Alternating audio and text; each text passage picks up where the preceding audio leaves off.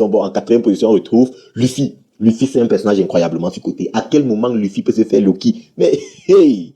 Et de quoi vous parlez, les gars? On lit le même manga. Déjà, vous venez, Luffy est plus puissant que Kaido et tout. Un mec qui se transforme, il fait 5 minutes. Après, il devient vieux. Vous pensez qu'un papy va vaincre Kaido. Mais de quoi vous parlez? Luffy est plus puissant que Kaido. Luffy est plus puissant que Big Mom. Luffy, c'est, voilà, déjà, il galéré contre Kizaru. Vous avez inventé les one-shot à tout va et tout. Il a one-shot Kizaru et tout et tout. Il a one-shot Kizaru lui-même, il était KO. Mais à quel moment Luffy est plus fort que Kaido ou Big Mom? Mais arrêtez ça. Arrêtez de surcoter Luffy. À chaque fois, vous voyez un nouveau personnage incroyablement puissant. Vous dites, Luffy est plus puissant que lui, Luffy qui 5. Luffy encore le temps, il va évoluer, d'accord. D'ici la fin de manga, il sera potentiellement top 2, voire même top 1 en termes de puissance. Il n'y a pas de problème. Mais à l'heure actuelle, Luffy, ce n'est pas ça. Bon, concernant le niveau de Luffy, il faut savoir qu'il possède un fruit très cheaté. Et c'est le fruit de l'imagination. Et en plus, je suis un des seuls à avoir remarqué ça, mais je le répète, au chapitre 1044, quand Luffy, il libère son haki, il y a une déflagration de haki, on voit très bien qu'après, le ciel, il est dégagé. Encore une fois, le seul personnage qui a réussi cet exploit-là en déflagration de haki, c'est Joy Boy. Il y a aussi J-Bake en Doom Reversi, mais c'est un J-Bake boosté par le Doom Reversi. Et après, concernant le niveau de Luffy comparé à Kaido, comparé à Big Mom, il faut savoir que déjà Luffy a battu Kaido à Onigashima, pendant l'arc Onigashima. Alors oui, c'est une victoire contestable parce que Kaido, avant de perdre face à Luffy, il a dû se frotter au four rouge. Il a dû se prendre une blessure face à Zoro au chapitre 1010 de mémoire. Il a eu son petit duel face à Yamato. Sur le 3, elle a combiné ses efforts avec Big Mom pour affronter Law, Zoro et compagnie. Donc oui, et en plus de ça, il portait l'île d'Onigashima. Donc forcément, ça a dû jouer son audience. Le combat Luffy versus Kaido, c'est pas un combat purement 1 contre 1. Il y a eu beaucoup de pauses, mais en termes de haki, le plein potentiel de Luffy, c'est avec le Gear 5.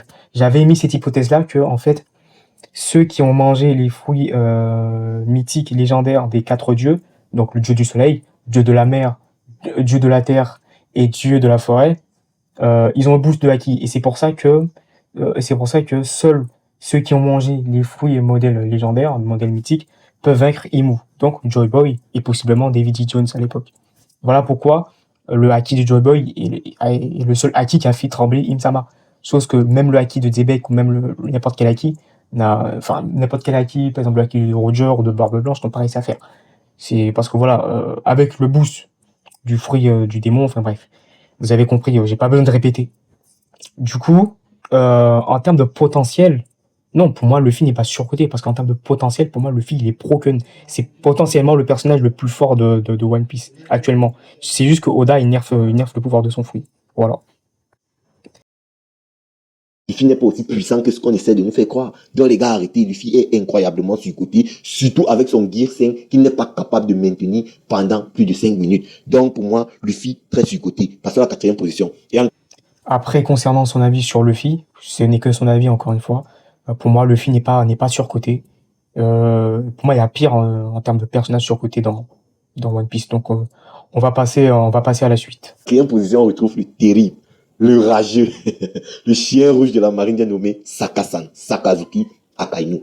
Un autre personnage incroyablement surcoté. Hey mec, explique-moi un peu, comment tu fais pour avoir le niveau Yonko? Je ne comprends pas. Il y en a même qui disent que tu as le haki des rois, mais explique-moi un peu Akainu. Peut-être tu as subi un entraînement qui est une partie de la communauté qui a vu, qui est une autre partie qui n'a pas vu. Mais à quel moment tu peux aujourd'hui trimballer à Okiji? Je comprends pas. Parce que aux dernières nouvelles, ton combat contre Kuzan, ça a duré 10 jours et ça s'est joué, voilà, à quelques détails près, surtout que déjà tu avais l'avantage du terrain. Voilà, Punkazat, c'est une île, et on va dire quoi, une île de chaleur où il y avait des gaz et tout. Du coup, ton fruit du démon matchait bien avec Punkazat et tout. Voilà, tu as battu Kuzan après 10 jours de combat et ton fruit du démon a l'avantage même sur celui de Kuzan. Mais à quel moment, niveau empereur, toi, Kuma était devant toi, tu n'as pas pu le stopper. Niveau empereur de quoi, frère? Mais arrêtez ça! Il y en a même qui prétendent qu'il a le niveau de Roger et de Monkey D. Gap. Oui, les gars, je vais tout voir avec l'univers de One Piece. En tant qu'amiral en chef, il sera, si Oda ne change pas le personnage, si le personnage reste dans ses convictions, donc possiblement, il y aura une confrontation soit avec Dragon, donc le chef de l'armée révolutionnaire, soit avec Sabo. Et pour l'intérêt du scénario, je ne vois pas, je vois pas en quoi c'est cohérent qu'il ait un niveau plus faible que le niveau Yonko face à un Sabo ou face à un Dragon. Pour moi, il doit être au niveau, voire plus fort que les protagonistes. En fait, pour moi, c'est logique. Dans un combat shonen, l'antagoniste doit toujours être un peu plus fort que le protagoniste. C'est pour amener de l'attention. C'est parce que sinon, si le protagoniste est déjà plus fort ou à le même niveau, ça n'a aucune, pour moi, pour moi, ça n'apporte rien à l'histoire, ça n'apporte rien au scénario, au combat, à l'écriture, à ce que l'auteur va développer, au potentiel que l'auteur va développer. Et du coup, qu'est-ce que j'ai oublié, qu'est-ce que j'allais dire? Et du coup, pour moi, ouais, Akainu, pour moi, niveau Yonko. Après, le truc, c'est que oui, il a raison. Si on raisonne purement factuel, oui, Akainu, il a eu un combat de 10 jours face à Kuzan. Et au vu du niveau que Kuzan nous a montré sous la ruche, pour moi, c'est niveau intermédiaire, c'est pas niveau Yonko. Après, on peut toujours se dire que oui, face à Garp, Kuzan ne s'est pas donné à fond parce qu'il voulait pas se battre. Et puis, on ne sait toujours pas si Kuzan est vraiment du côté de Barbe Noire. Donc, il faudrait voir le combat de Kuzan face à Akainu pour en juger. Ça, je suis d'accord. Mais après, il y a le cas aussi Marineford. Il y a beaucoup de gens qui jugent le niveau de Akainu à Marineford de manière catastrophique. Moi, avant, je faisais partie de cette catégorie-là, mais j'ai appris à nuancer ma pensée. Parce que moi, j'ai relu Marineford il n'y a pas si longtemps que ça. Et du coup, déjà, sa prestation face à Barbe Blanche n'est pas si catastrophique que ça. Parce qu'avant que Barbe Blanche le prend en traite en l'attaquant par derrière, après que Akainu ait tué Ace, à un moment donné, il a un clash face à Barbe Blanche, il a les mains dans les poches, et il arrête le Bichento de Barbe Blanche avec une seule jambe. Et même, à un moment donné, t'as machin Vista et Marco qui vont attaquer Akainu, et on dirait que Akainu, grâce au HDO avancé, il arrive à moduler son corps pour ne pas se faire toucher par les attaques de Marco et Vista, alors que les deux, ils ont utilisé le Haki. En fait, aucun commandant de Barbe Blanche pouvait rien faire face à Akainu, en fait. Et du coup, quand Barbe Blanche l'a attaqué, par surprise, Barbe Blanche lui a donné 2 coups, je crois. Et ensuite, t'as Akainu qui l'a perforé de mémoire. Ensuite, t'as Akainu qui l'a perforé de mémoire. Et ensuite, t'as Barbe Blanche qui lui a donné un coup. Et ensuite, Akainu, il a atterri dans un fossé. Et c'est après Shanks qui va l'arrêter, parce que Akainu voulait s'en prendre à un sabot. Pas un sabot, à machin, à Kobe. Bref, pour moi, la prestation de Akainu n'est pas si catastrophique à Marineford. Mais, est-ce que c'est une prestation d'empereur? Non, parce qu'encore une fois, c'est un Barbe Blanche, vieux, malade, blessé. C'est pour ça que les feats de Akainu, c'est compliqué. Bon, je vais laisser Animarium parler parce que j'ai trop parlé encore une fois. Franchement, Akainu, il va falloir que tu m'expliques. Encore une fois, comme pour les autres personnages, il faut préciser en théorie, je pense que Akainu a le haki des rois. Tu dis en théorie, je pense que dans ma tête, dans mon livre, Akainu, il est aussi puissant que Garp et Roger. Là, on comprend que voilà, c'est pour toi. Mais ne viens pas filmer les choses. Bref, on va passer à la deuxième position. Après, pour moi, oui, Akainu, il a le haki des rois. Enfin, c'est au niveau de son ambition. Enfin, son ambition à lui, ce serait quoi son ambition? D'arrêter tous les pirates. On voit que Akainu, il a une haine contre les pirates, et lui, c'est pour ça qu'il est devenu admiral en chef. Il veut à tout prix, il veut à tout prix en fait que la marine soit une institution forte qui se place au-dessus des pirates. Il veut à tout prix que la marine représente pas une organisation, mais une institution qui est capable en fait de stopper les pirates, parce que pour lui, les pirates sont les méchants, et pour lui, ils représentent la justice. C'est un peu comme Garp, mais Garp c'est autre chose parce que c'est encore plus nuancé. Akainu, lui, il est sans nuance. Lui, c'est pirate égale méchant. Il va pas faire de distinction. C'est pour ça que j'aime pas trop le personnage Akainu. C'est un personnage manichéen. Pour lui, un pirate, il y a pas de pirate gentil, il y a pas de pirate méchant, c'est tous les pirates sont méchants. Voilà. Donc on va passer à la suite. Deuxième position, waouh, on retrouve le terrible, le goût de la surcotance, le summum, la quintessence même du mot surcoté, j'ai nommé Roronoa Zoro, putain. En fait, là, ce top 2, ce sont les personnages qui, en plus d'être surcotés, ils sont extrêmement frauduleux. Les gars, de vous à moi. Mec, Zoro, moi, je m'adresse directement à toi. Tu peux passer Kid. De toi à moi, tu peux passer Eustace Captain Kid. Mais frérot, de quoi vous parlez? C'est-à-dire un magazine qui sort, où on te dit mot pour mot, Zoro et Sanji sont équivalents en termes de puissance, c'est Oda qui a écrit. Et là, non, il a dit ça parce que, ouais, bon, ce que vous voyez écrit, ce n'est pas ça et tout. Oda te dit, c'est-à-dire pas Oda, bon, pas l'intermédiaire du personnage de Gaban, on nous fait comprendre que Zoro, à chaque combat, il se bat à plein puissance, c'est-à-dire on nous dit que le haki des rois émane de Zoro, c'est-à-dire à chaque fois qu'il se bat, il utilise le haki des rois, mais il n'en est même pas conscient. Et le gars vient te dire, Zoro, il n'est jamais à 100% quand il se bat. Et à chaque fois, on venait nous dire, il n'a pas utilisé son haki d'héros offensif. Contre Rob Lucci, il n'a pas utilisé son haki d'héros offensif. Contre Ete, il n'a pas utilisé... Après, concernant Zoro, oui, c'est factuel, il se bat pas à pleine puissance parce qu'avant le chapitre 1152, il n'avait pas conscience de son haki des rois. Et Gaban a très bien dit que pour utiliser le haki des rois à pleine puissance, il faut en avoir conscience. Donc déjà, c'est factuel. Mais déjà, rien qu'avec un HDR avec lequel il n'avait pas conscience, il a réussi à battre King, il a réussi à battre Lucci, et il a fait un clash avec Nojuro au chapitre 1017. Mais Zoro, tu as prouvé quoi? Est-ce qu'on est d'accord pour dire que là, toi, grand, tu as battu King parce que tu as été drogué. Et King, lui, il était déjà fatigué. Est-ce qu'on est d'accord pour dire ça? Mais on vient de dire, toi, tu peux passer King. Frérot, moi, je n'ai même plus envie de parler de ce personnage parce que, non. Après, je pense que c'est un peu de la mauvaise foi. Il faut pas oublier que même si Zoro a été drogué, il avait les os brisés. Lorsqu'il a lancé Ashura face à Kaido, il avait les os brisés. Et, enfin, je vois pas pourquoi il essaie de discréditer la victoire de Zoro face à King. Moi, Zoro méritait sa victoire face à King.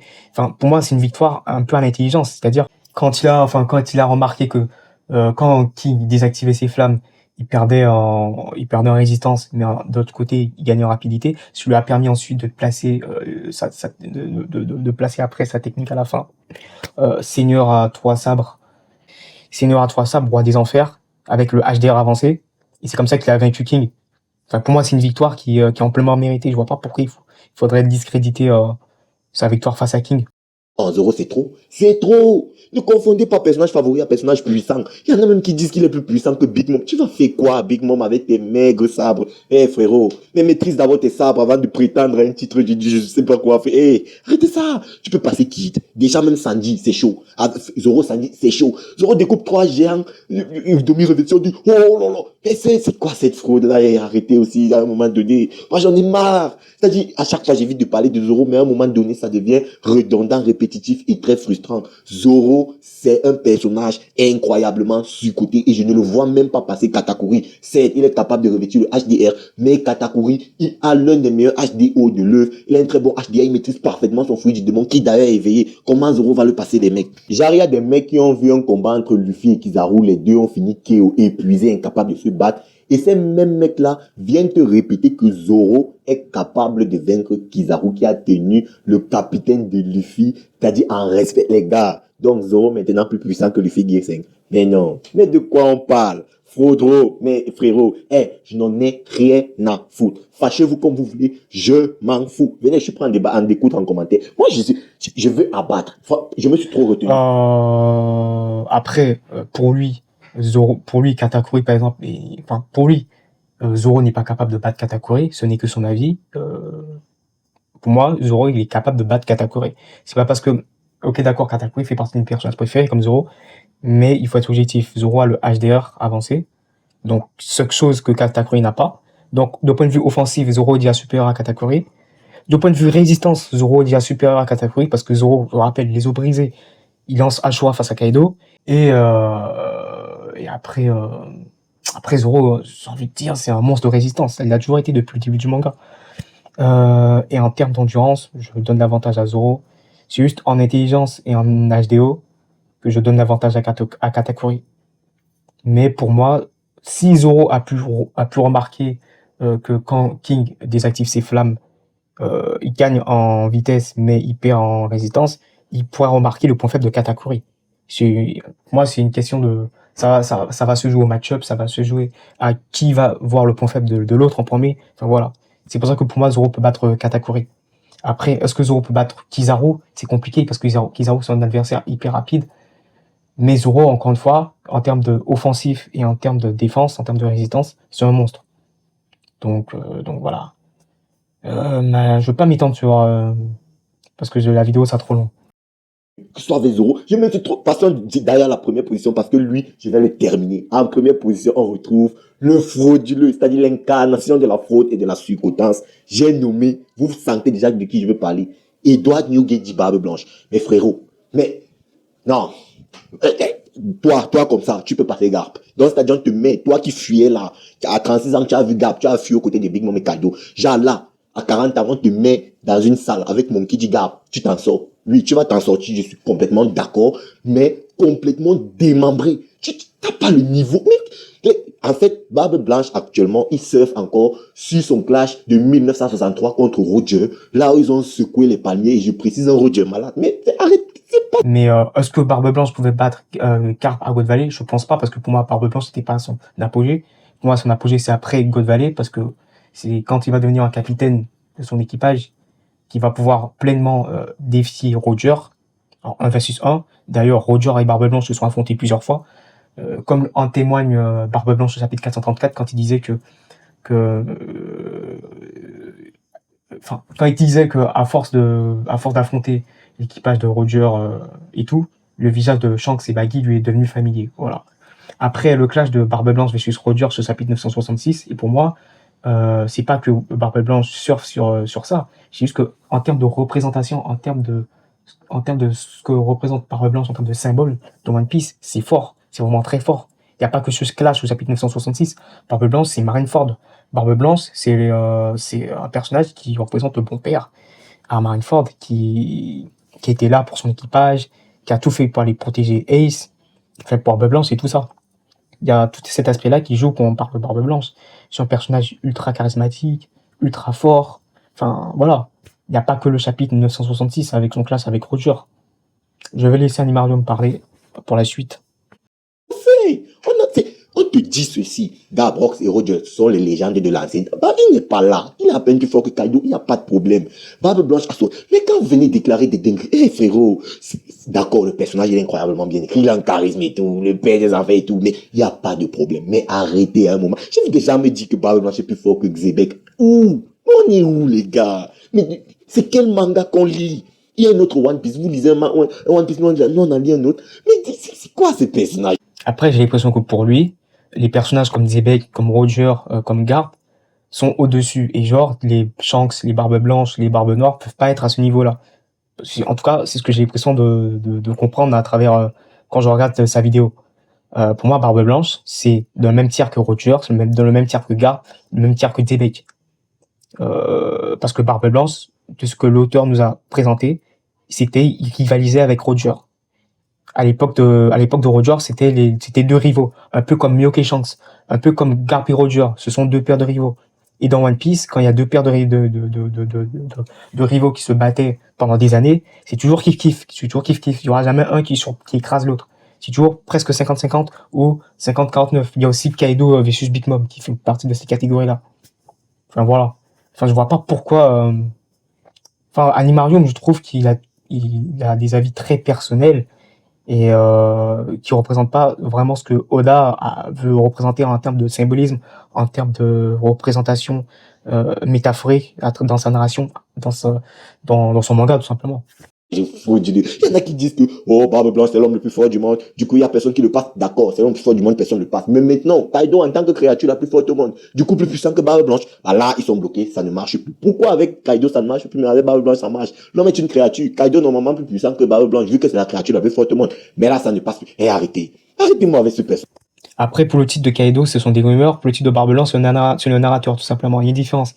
Le narrateur a établi le titre d'épice le plus fort du monde et le titre d'homme le plus fort du monde. C'est le narrateur, c'est les titres officiels. C'est écrit par le narrateur. Pour moi, le titre Barbe Blanche, c'est un titre qui lui a été donné à son apogée, donc à l'époque de Roger. Et du coup, contrairement au titre de Mihawk, c'est un titre qui n'est pas intemporel, c'est-à-dire qui est uniquement lié à son apogée. C'est pour ça que Barbe Blanche pouvait avoir le titre d'homme le plus fort du monde à Marineford. Il était déjà plus factuel parce que, comme c'est pas un titre qui est intemporel, du coup, il pouvait avoir ce titre sans vraiment être l'homme le plus fort du monde. Contrairement à Mihawk, où son titre, lui, c'est l'épice le plus fort du monde. Et du coup, à l'heure actuelle, c'est toujours l'épice le plus fort du monde. Enfin, parce que pour les besoins de la narration, il y a besoin qu'il soit vraiment l'épice le plus fort du monde pour que quand Zoro va le battre, Zoro soit le plus fort, soit l'épice le plus fort du monde. Concernant Barbe Blanche, il y a aucun intérêt narratif, son titre ne constitue pas un objectif shonen, il y a aucun personnage qui veut devenir l'homme le plus fort du monde. C'est pour ça que Oda n'a pas besoin que son titre soit intemporel. Du coup, c'est un titre qui a été donné à son apogée. Après, est-ce que son titre le place obligatoirement plus fort que Roger? Non, je ne pense pas, parce que Roger, après, J'ai déjà expliqué le titre de Roger via ma vidéo, son titre de Roi des Pirates, je ne veux pas réexpliquer. Mais pour moi, en fait, le titre de Roi des Pirates de Roger, ça vaut au titre d'homme le plus fort du monde de Barbe Blanche. C'est juste que Barbe Blanche ne cherchait pas à devenir le Roi des Pirates. Enfin, le One Piece, ça l'intéressait pas. Donc voilà. Frauduleux, je comprends pas. Déjà, lui, il a fait quoi pour mériter ce titre d'homme le plus fort au monde? Parce que les autres, tu vois le titre, Roger, roi des pirates, d'accord, il a trouvé le One Piece, roi des pirates, il n'y a pas de problème. Gab, Kaigun no Eiyu, il a sauvé les gens sur Godville, il n'y a pas de problème. C'est-à-dire, les gars ont prouvé. Prenez les grands personnages de l'univers de One Piece en termes de puissance, tous les personnages qui sont normalement censés être supérieurs à Babylon, vous allez voir, ils ont des filles qui sont là pour attester de leur puissance. Xebec, il a marbré 2 chevaliers divins, buté un amiral, c'est-à-dire Garling, un autre chevalier divin, sur God Valley, il a marbré, il a buté un amiral. C'est posé, il n'y a rien à dire. Roger, il a giflé Oden qui a dépassé Barbe Blanche, il n'y a rien à dire. Garp, il a fait courir ce même Barbe Blanche à Big Mom et Kaido, il a aussi giflé Aokiji. Il n'y a rien à dire. Les gars ont des feats. Loki, il a tué Harald. Harald, il a marbré Shanks et Gaban en 2v1. Barbe Blanche, c'est quoi son feat? Le gars s'est fait un déni de tête par Akainu, mais il a prouvé quoi cette fois? Oh là là là là, les gars, je sais que vous allez... Je n'en ai rien à foutre. On sent qu'il a le seum contre Barbe Blanche. Non, Barbe Blanche, encore une fois, en termes de représentation, comme j'ai expliqué, c'est un personnage qui est charismatique, qui est à Marineford, qui a été présenté comme un monstre. J'ai envie de te dire, à la fin, le narrateur t'explique que Barbe Blanche, il a subi je ne sais pas combien de coups d'épée, je ne sais pas combien de coups de balle. Le mec, il est mort debout. C'est un monstre. C'est comme ça, c'est comme Kaido, c'est comme Big Mom. Il était présenté comme un monstre difficile à abattre. Même quand Akainu l'a transpercé, il est resté debout. On te présente aussi, le narrateur te présente comme Barbe Blanche, comme un pirate qui était capable de rivaliser avec Roger. Pendant des années, il a clash avec Roger dans des duels légendaires, comme Mihawk vs Shanks, comme Garp vs Roger. Et du coup, on peut se dire que Barbe Blanche rivalisait avec Roger, même à son apogée, pas seulement avec Roger malade. Enfin, je vois pas pourquoi Barbe Blanche dirait on s'est affronté durant des années pour que ce soit seulement Roger malade. Enfin bref. En résumé, c'est ça les filles de Barbe Blanche. C'est pour ça qu'il est pas surcoté. Pour moi, Barbe Blanche, il fait partie de la catégorie de Zebek, la catégorie Roger, etc.